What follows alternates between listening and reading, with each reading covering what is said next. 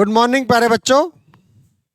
जो आज की आपकी क्लास है वो उसी क्लास का दूसरी तीसरी क्लास में हमने डिवाइड किया है।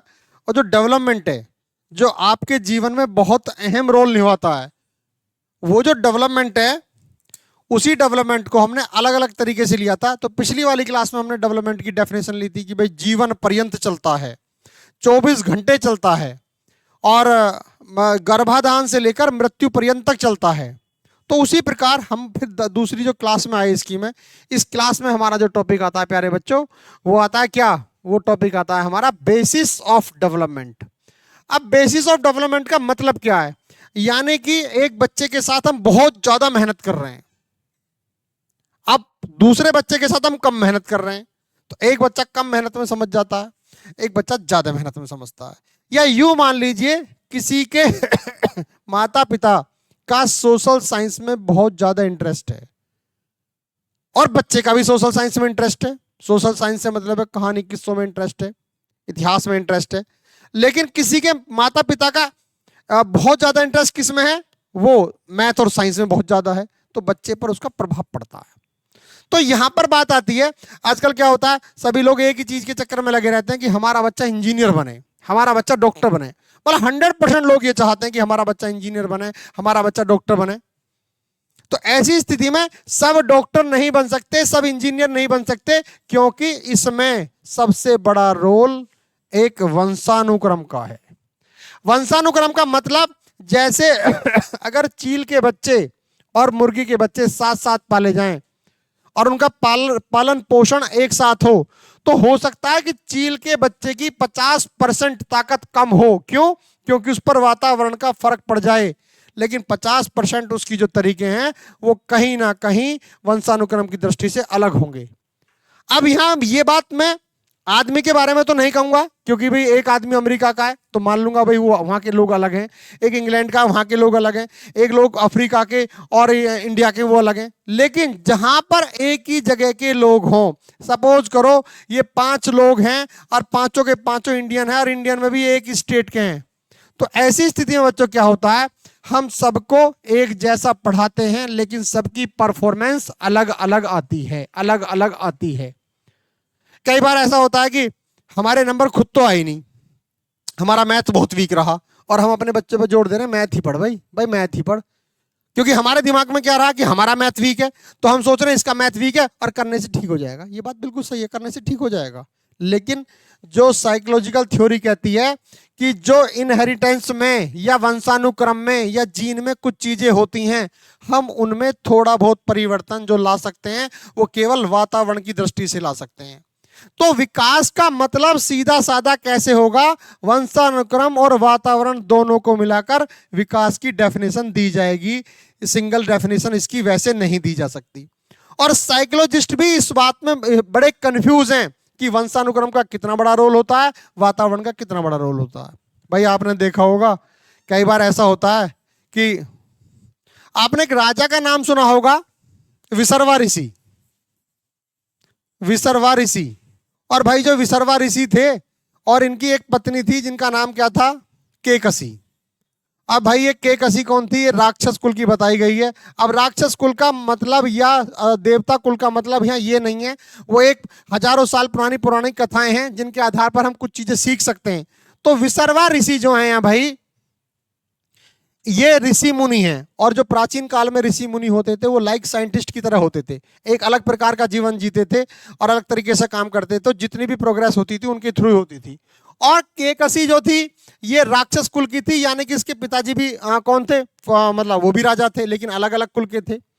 तो विसर्वा ऋषि के एक पुत्र का नाम कुबेर है और वो केकसी से पैदा नहीं था। और विसर्वा और केकसी से बच्चों 3 बच्चे पैदा हुए, एक तो रावण और एक कुंभकर्ण और भाई साथ में एक विभीषण। ये 3 लड़के थे और शूर्पणखा इनकी बहन थी, ये आप जानते ही हो। तो जो विभीषण, सॉरी भाई ये विशेषण याद रहा, हिंदी का ये क्या है एक तरीके से,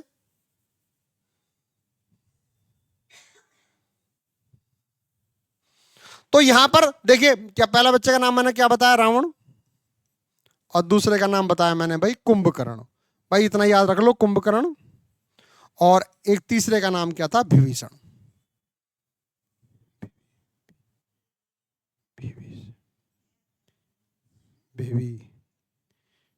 चलो भाई ऐसी देख लो, कोई बात नहीं। वैसे तो विभीषण था वो, विभीषण।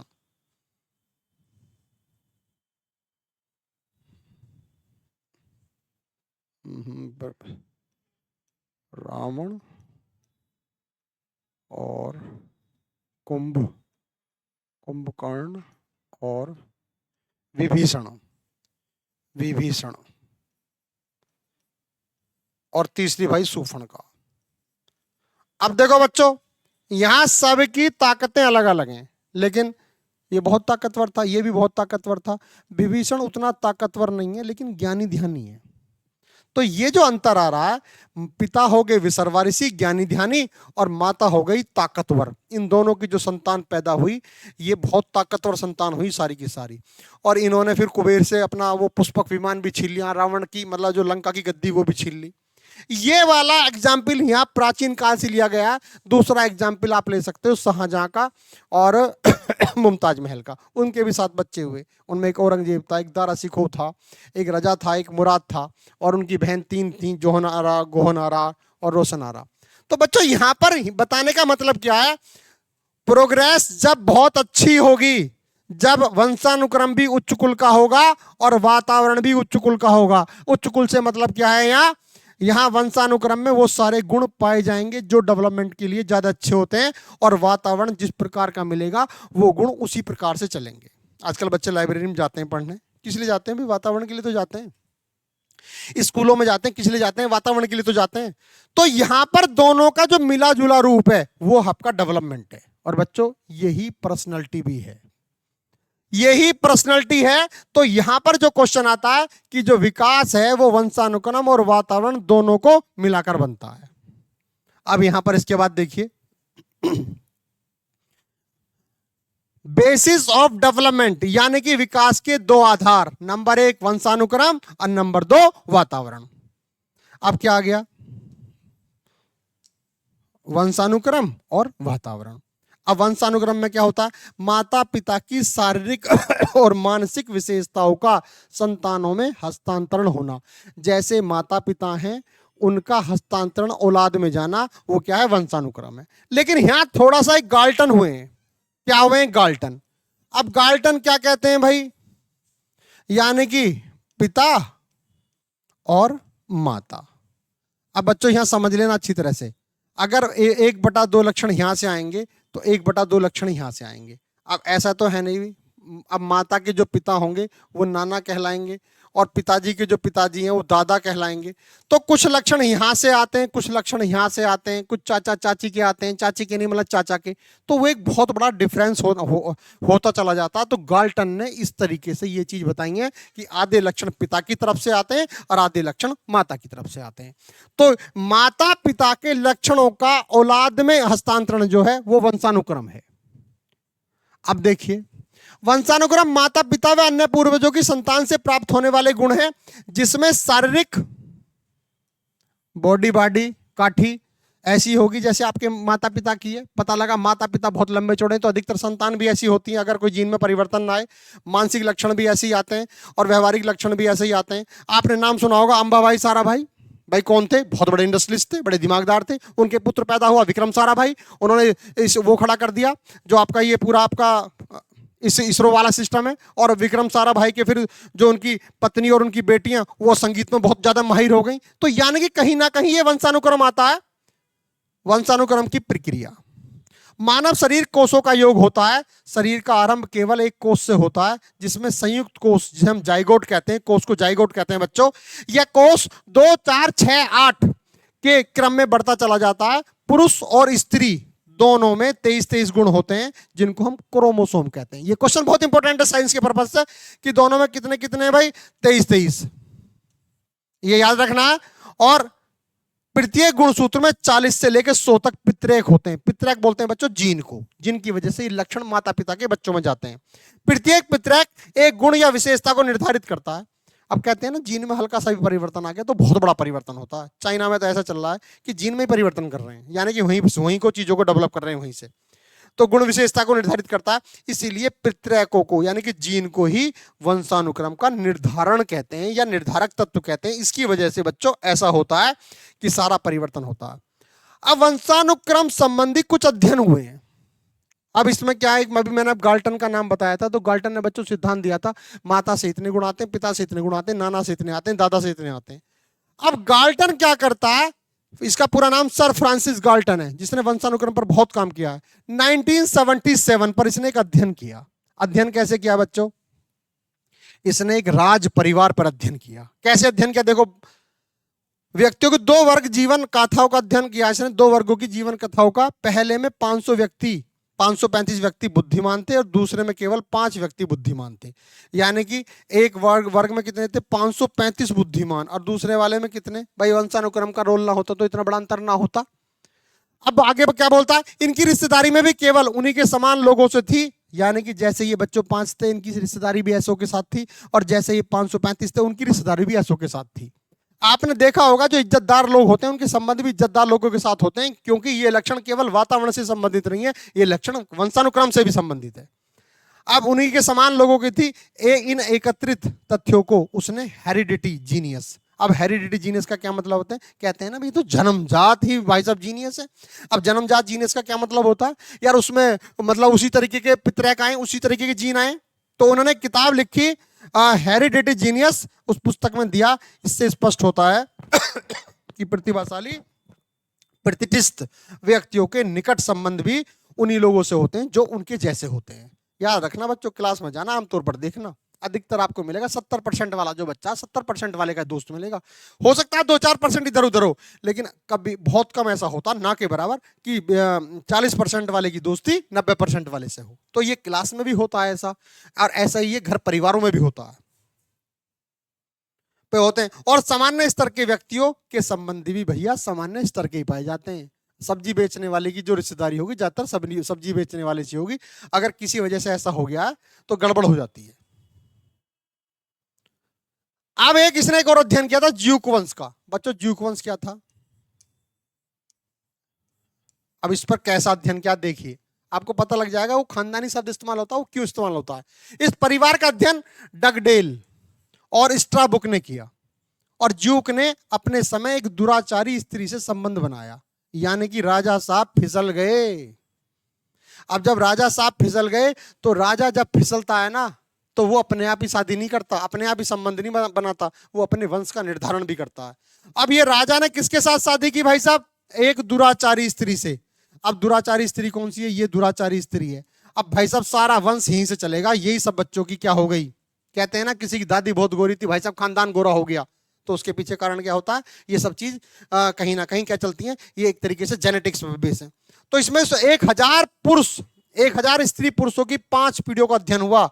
तो भाई 300 तो बचपन में मर गए, 440 रोगी हो गए, 310 अनाथालय भेजे गए, और 130 अपराध में लिप्त हो गए, और 120 कुछ काम धाम करके साधारण जीविका चलाते रहे। ये ज्यूक के अध्ययन था।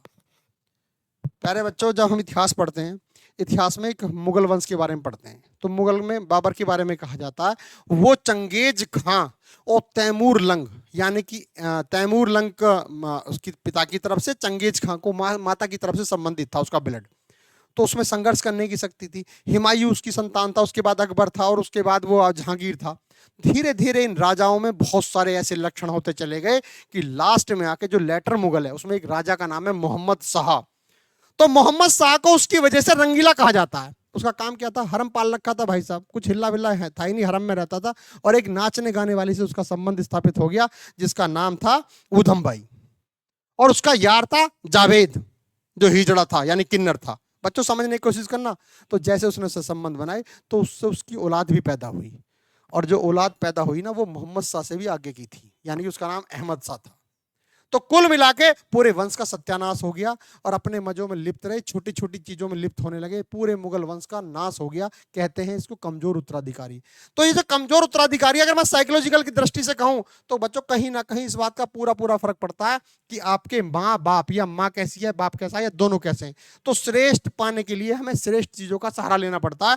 तो यहाँ जैसे ही राजा दुराचारी से स्त्री शादी करता है तो आप लगा लो पूरा का पूरा परिवार कैसे सत्यानाश होता है इसमें। क्यों कहते हैं ना, संस्कार से जो सिस्टम होता है, संस्कार में वातावरण का बहुत बड़ा रोल होता है, लेकिन संस्कार में बहुत बड़ा रोल वंशानुक्रम का भी होता है।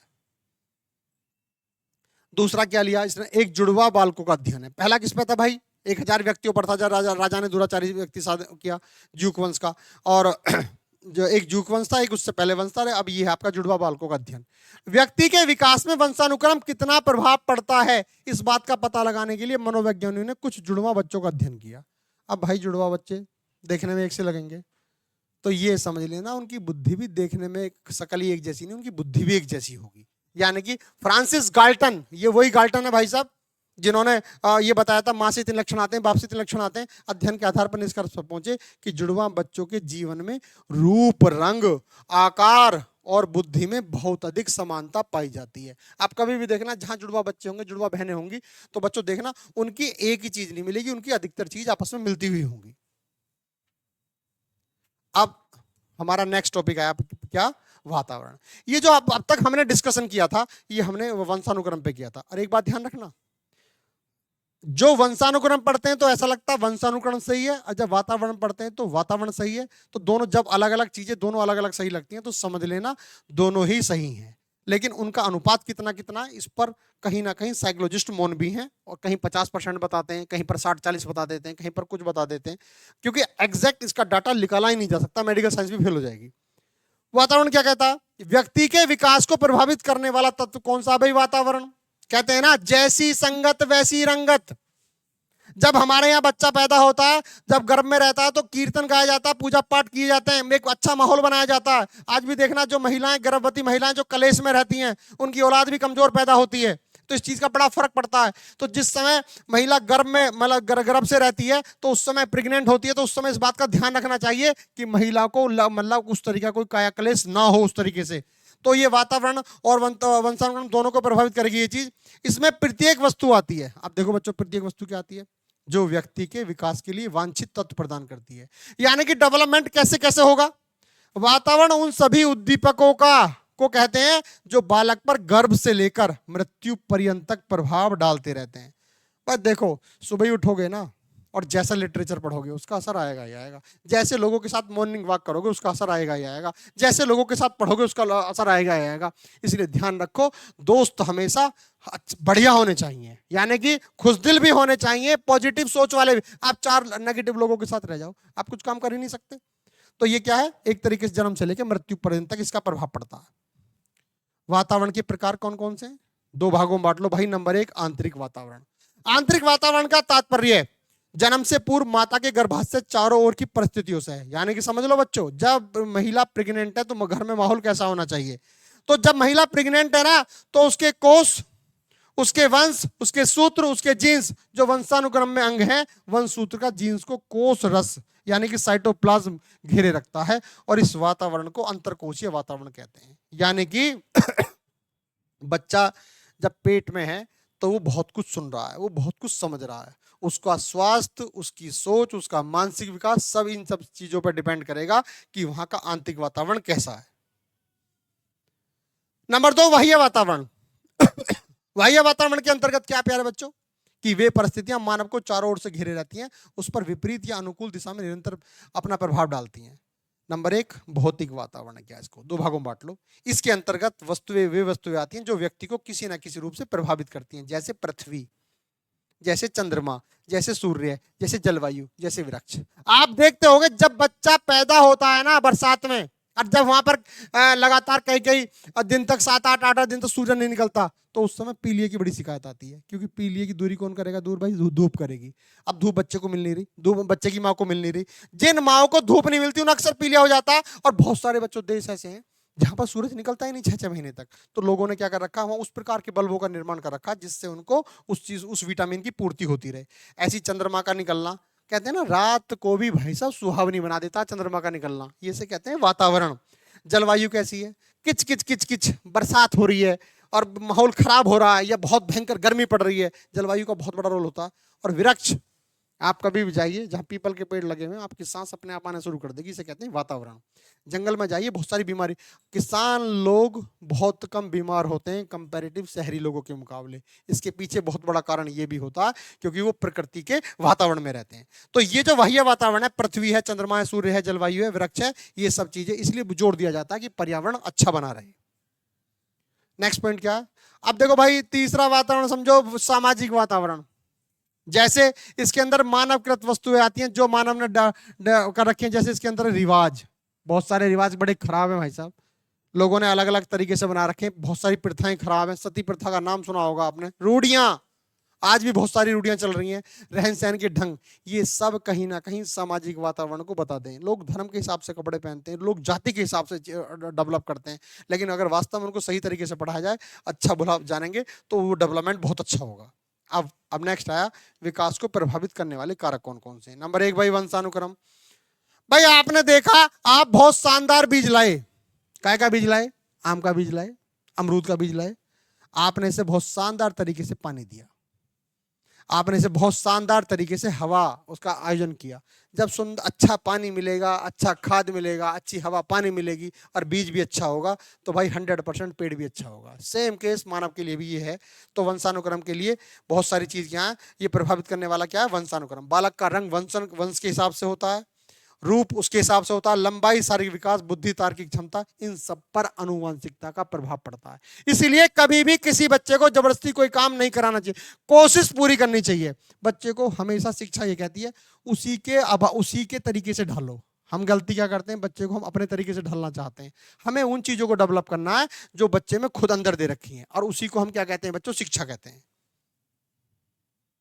नेक्स्ट पॉइंट क्या, पौष्टिक आहार।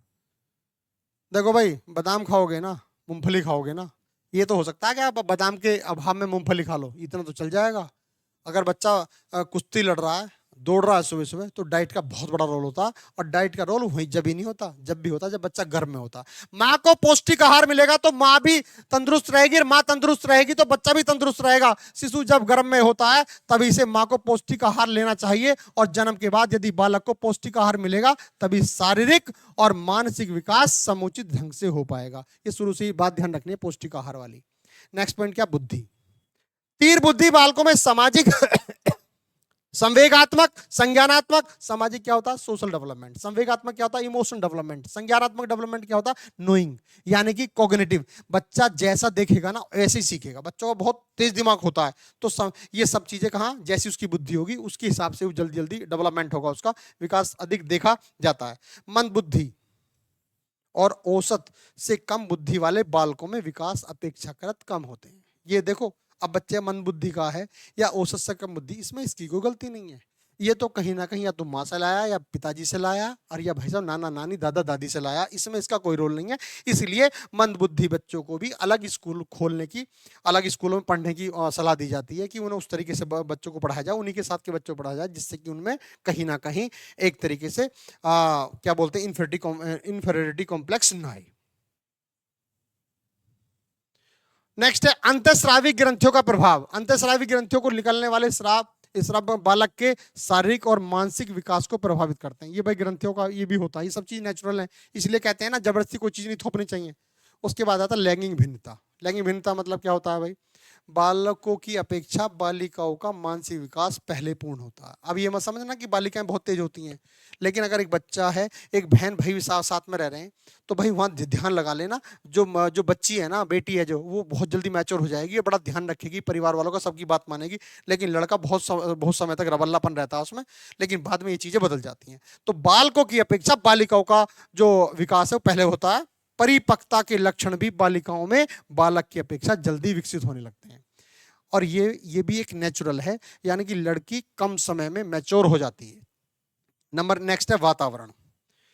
बालक जिस भौतिक परिवेश में रहता है, उस परिवेश में मौसम, तापमान, वहां की ऊंचाई, समाज, संस्कृति आदि का प्रभाव बालक के संवेगात्मक, सामाजिक, वो कहते हैं ना, जो पहाड़ पे लोग रहने वाले उनकी लंबाई कम रह जाती है, तो उसके पीछे क्या कारण होता है, जो जहां रहेगा। अब भाई साहब ज्ञानी ध्यानियों के बीच में रहेगा, न्यूयॉर्क में रहेगा, उस पर अलग असर आएगा, मेरठ में अलग आएगा, लंदन में अलग आएगा, गांव में अलग आएगा। तो ये सब चीजें उसके वातावरण पर डिपेंड करती है, उसको वातावरण कैसा मिल रहा है।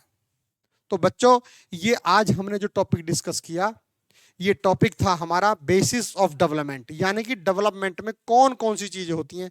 वंशानुक्रम और वातावरण पे आज हमने डिस्कस किया था। इसमें मुख्य रूप से गाल्टन आता है, हालांकि बाद में इसमें और सारे नियम भी बहुत सारे आएंगे, लेकिन छोटी सी वीडियो है, इसको बहुत अच्छी तरह से पढ़िए। डेवलपमेंट आपके बहुत अच्छा क्लियर होगा आपके सी टेट में, यूपी टेट में, सुपर टेट में, और जो बहुत सारे टीचिंग एग्जाम है सब में काम आएगा ये। जय हिंद, जय भारत।